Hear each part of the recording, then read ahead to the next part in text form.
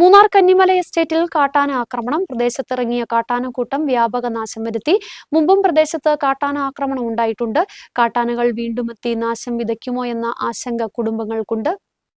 കഴിഞ്ഞ ദിവസം രാത്രിയിലായിരുന്നു മൂന്നാർ കന്നിമല എസ്റ്റേറ്റിൽ കാട്ടാനക്കൂട്ടമെത്തി ആക്രമണം നടത്തിയത്. അർദ്ധരാത്രിയോടെ ജനവാസ മേഖലയിലെത്തിയ 3 കാട്ടാനകളാണ് പ്രദേശത്ത് വ്യാപകമായി നാശം വരുത്തിയത്.